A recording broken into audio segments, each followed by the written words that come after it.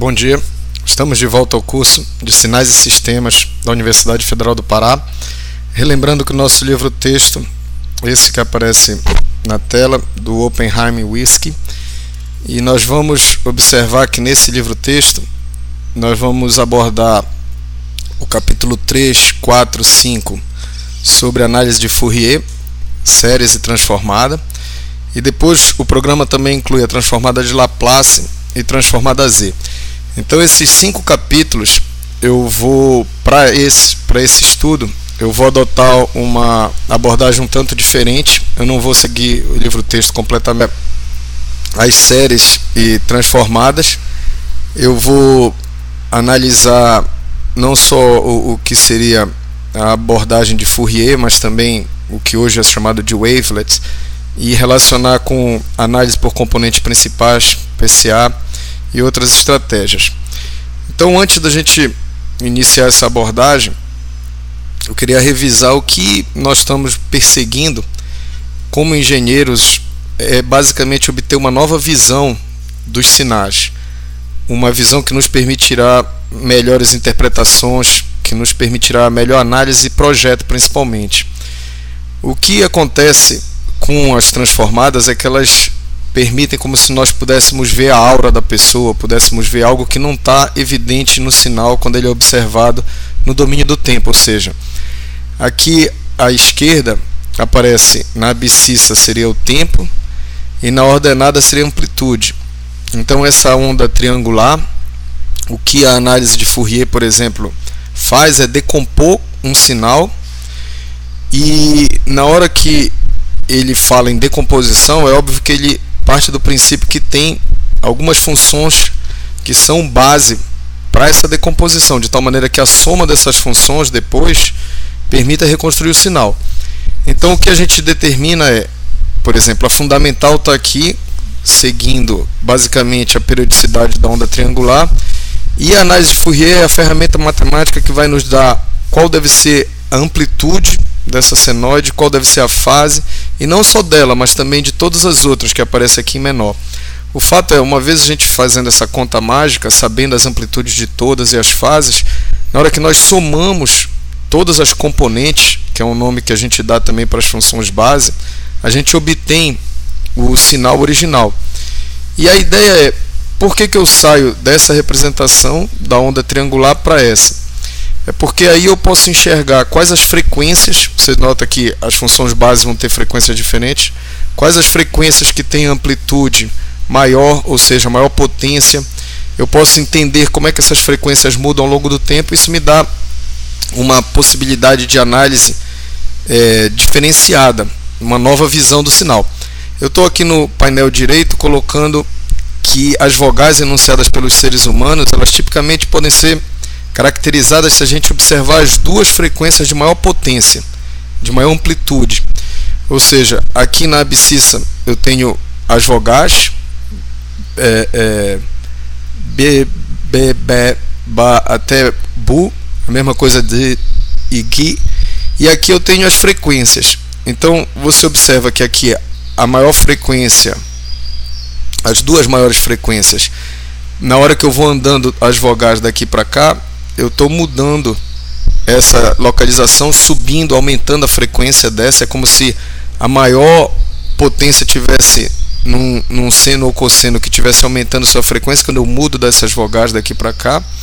E ao mesmo tempo a segunda maior, que elas são chamadas de primeira e segunda formante, então essa segunda formante tem a sua frequência baixando.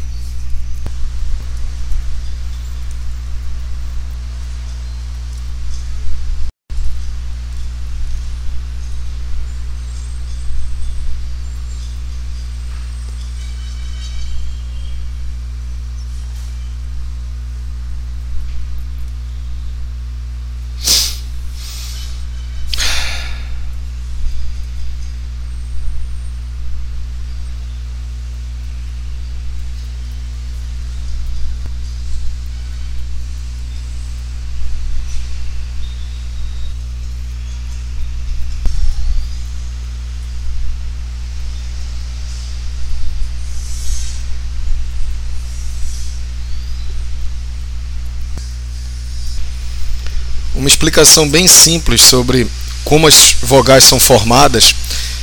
Aqui à esquerda aparece uma visão do trato vocal. Então, o que o ser humano faz é expelir ar pelos pulmões, eles passam pelas cordas vocais. Aqui são os lábios, e essa conformação aqui é principalmente imposta pela língua e pelos outros articuladores. Então, dependendo, aqui está aparecendo A, depois I, U, dependendo da formação. Então, por exemplo, se a língua sobe, etc., o caminho que isso daqui atravessa é diferente, ou seja, o sistema formado pelo trato vocal é diferente, o filtro é diferente, e isso aqui é o espectro na saída, ou seja, a fonte, que é o ar que vem dos pulmões, passa por um filtro que nós conformamos à medida que nós falamos, e a resposta final, então, são esses diferentes sinais que aqui estão representados, ou a amplitude do sinal, ou potência também. Então vocês notam que à medida que se afasta do A, de father, e a gente vai para o I, de heed, você vê que a mais alta potência, essa frequência, ela diminui, e a segunda formante, que está representada aqui, ela aumenta, ela se move daqui para cá. Em pull, esse U aqui, ele tem uma frequência F1, que é a formante mais de baixa frequência, menor do que a do A, mas o F2 também baixou e é bem menor do que do I. Então essa é a distinção entre essas duas vocais. Então, explorando um site como esse, você vê várias ilustrações. A gente tem aqui esse applet, que é do outro site. Eu vou tentar enxergar também aqui a forma de onda e aqui ligando o som. Então, aqui eu estou falando um A, vou desligar o som rapidinho. Então observem que a entrada é vocal, ou seja, ele gravou um arquivo e ele está usando como entrada. Podia ser também dente de serra, um sinal de ruído periódico, uma forma triangular.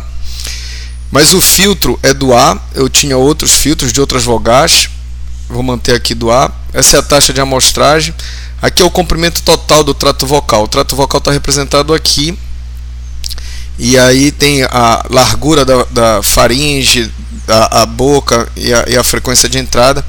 Mas o que eu quero que vocês observem é que se eu olhar só para o domínio do tempo, que é esse aqui, tem muito menos informação do que no espectro. Esse aqui é o espectro, e notem quando eu mudar de A para E,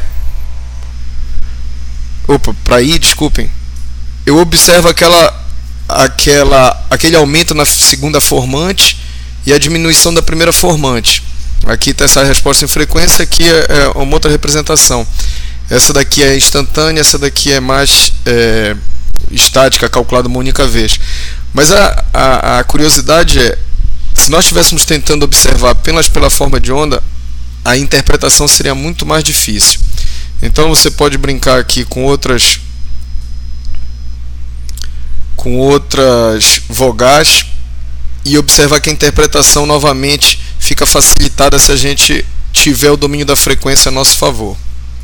Esses são apenas 2 sites, há inúmeros e várias outras aplicações interessantes de análise em frequência. Então, o que basicamente nós vamos estar estudando são visões, como eu disse, alternativas. Elas são complementares. Você pode observar um sinal no painel aqui mais à esquerda, no domínio do tempo, e essa seta indica que eu posso passar do domínio do tempo para a frequência, ela é bidirecional, e eu posso retornar da frequência para o tempo. E a visão é que um impulso, por exemplo, no domínio do tempo, vai me dar um espectro plano no domínio da frequência. Um pulso quadrado no domínio do tempo vai me dar essa forma de onda de seno x sobre x, também chamada de sinc, no domínio da frequência. Se eu tiver um seno, eu vou ter uma única raia em frequência, justo na frequência daquele seno. Então, se esse seno é de 100 Hz, essa frequência aqui na abscissa estaria em 100 Hz. Notem que a abscissa aqui na esquerda é tempo e a abscissa aqui na direita é frequência. E se eu tiver um trem de impulsos no domínio do tempo separado por um período t, eu também tenho um trem de impulso na frequência, só que a separação é de 1 sobre t, de tal maneira que quanto mais próximo o pulso no tempo tiver, os impulsos um do outro, mais espaçados eles vão ter na frequência, e a gente vai ver que isso tem consequências no teorema da amostragem, por exemplo. Então, esse é o tipo de estudo que a gente vai estar fazendo durante esse capítulo de transformadas.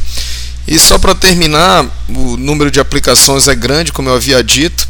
A gente pode plotar o tempo e a frequência. Por exemplo, aqui é o tempo na abscissa, a frequência na ordenada, e em cores está representado onde há mais potência. Então aqui em vermelho há mais potência do que nessas faixas que estão em verde claro. Isso daqui é um espectrograma e ele é usado para estudar, por exemplo, como os golfinhos se comunicam. Quando eles estão buscando comida, eles fazem esse barulho, eles basicamente assustam os peixes fazendo esse barulho, e depois, quando os peixes saem da vegetação ou do esconderijo, eles usam ecos para localizar os peixes. Então aqui, é lógico, não é tão trivial, mas é melhor do que analisar um sinal no domínio do tempo. Em telecomunicações, a análise em frequência é usada toda hora. Então eu tenho aqui duas modulações possíveis, não está dando para ver direito, mas aqui é a frequência de 2.5 kHz, e aqui eu tenho uma modulação que é binária, P é de fase, e aqui é uma modulação CW. Eu estou vendo que os sinais estão localizados em frequências distintas, olhando como é que eles se comportam ao longo do tempo. E isso é usado para distinguir, por exemplo, a frequência de up de um satélite é diferente da frequência de down. Ou então nas FMs, por exemplo, você tem a 97,5 MHz, é uma frequência onde uma rádio está transmitindo, 99 MHz é outra frequência, é outra rádio que está transmitindo. Então, projetar sistemas de telecomunicações usando o domínio da frequência também é muito comum.